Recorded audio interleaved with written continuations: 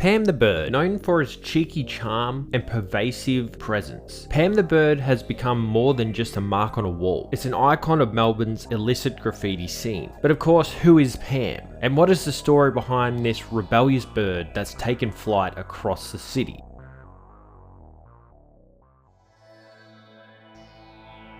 The origin of Pam the Bird is shrouded in mystery, like most graffiti is. The people that do graffiti don't always seek personal recognition from what they do, especially if they're doing it illegally, but they rather like being known on the many surfaces that the world has to offer. We begin to piece together the enigma of Pam. Pam didn't start as something grand. She was just a small, playful piece in the midst of Melbourne's chaotic graffiti scene. I definitely remember the first time I saw her. It was just a bird, obviously not too fancy and not too complicated, but there was something endearing about it, and it just kept appearing everywhere, non-stop. Though the true identity of the artist or writer behind the bird remains absolutely elusive. It's widely believed that it's a group of people that throw it up in numbers of places. Some speculate that it's one person, others speculate that it's two people. Pam the Bird's signature style is simple yet easily identifiable. The bird itself is often depicted on sides of tall, standing structures, usually done with various colors of paint. Obviously, there's a sense of playful abstraction to each piece.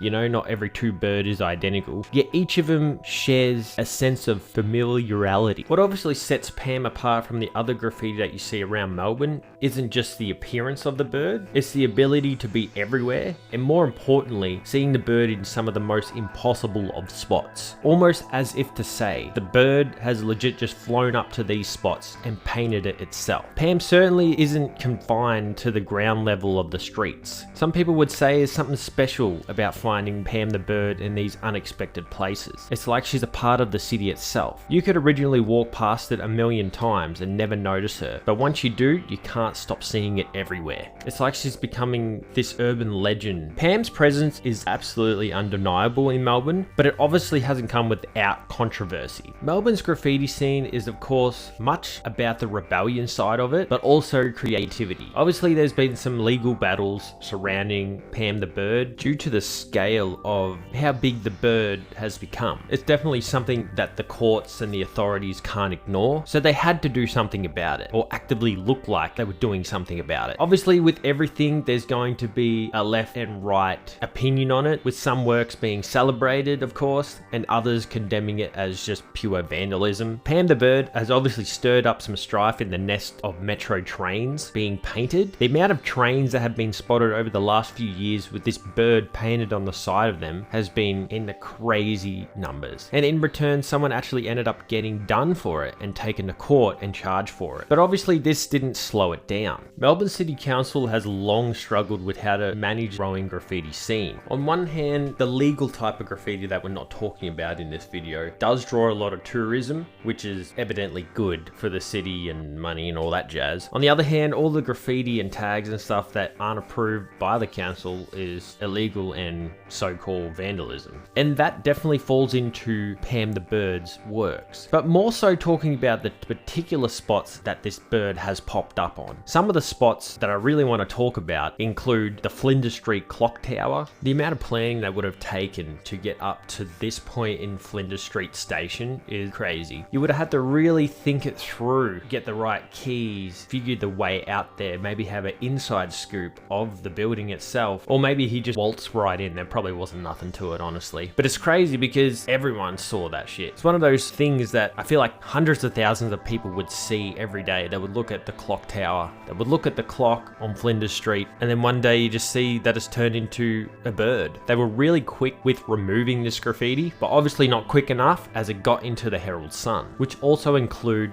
the yellow chip. The yellow chip on the way to the airport is by far one of those structures that I don't think I've ever really seen with graffiti on it. Obviously at the bottom there's been a few tags and stuff over the years, but going to the very point of this, there's no anchor points that I'm aware of. It's one of those kind of spots that you're like, Jesus Christ, anyone would be shaking in their boots when they're up there. This spot got buffed within a day. Pretty sure they closed down the road so they could get a massive cherry picker in there to remove it. And all that remains is a slightly brighter yellow square where the bird once was. Here's another ridiculous spot, the Ferris Wheel in Docklands. is. This Ferris wheel has been a burden on this city for years now. It took years to make, and then they had to shut it down because it was breaking, there was crack points. So it's kind of just been in limbo for years. They don't want to pull it down because it costs too much money and they've already spent so much money. I don't know, whatever. But here we have Pam the Bird has gone for a little bit of a fly up there. Obviously, this person knows how to climb pretty well. Another one that's really shocked everyone and is quite amazing is the Channel 9 building. This goes without saying, this was removed pretty quickly as well. But it's just another one of those spots where you're like, that's pretty unique. And thinking about the amount of effort it would have taken to maybe get up there, or again, he might have just waltzed on in. There's many other spots that Pam the Bird has hit over the years, but I guess another notable one is just about the back of every road sign that you can see on the freeways. So as you know, there's a bunch of road signs that have been hit with Pam the Bird. One worth noting is this particular one that I've been fixated on for the longest time. This one is on the West Gate Bridge. This particular sign, the only way I can really work out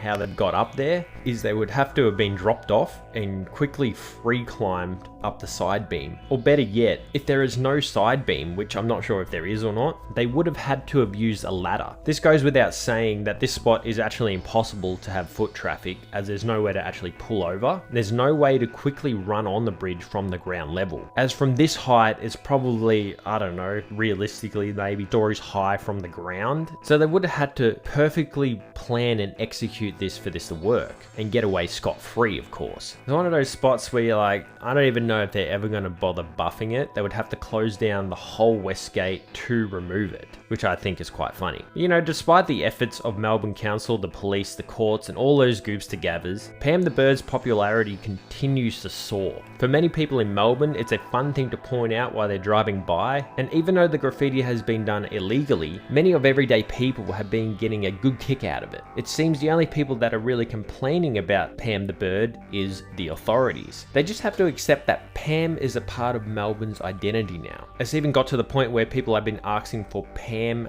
themed merchandise. And of course, Pam made it happen. It was only for a short, limited of time. This bird, I'm guessing, wasn't originally meant to grab the attention of everyday Joes, but it simply has. It's got kids doing fan art of it. It's got people getting tattoos of it. It's got to the stage where people's parents are actually playing Spot the Pam Bird with their kids while they're driving. Like, it's become this massive, like, mainstream kind of thing when it originally probably wasn't the plan in the first place. So the real question is, what is Pam the Bird? Is it simply just a tag? Is it a symbol? Is it a piece of Melbourne's urban lore? Perhaps Pam is all of those things, an illicit work of art that speaks to something deeper within the city's spirit, a reminder that sometimes the smallest acts of rebellion can leave the biggest mark on the world around us.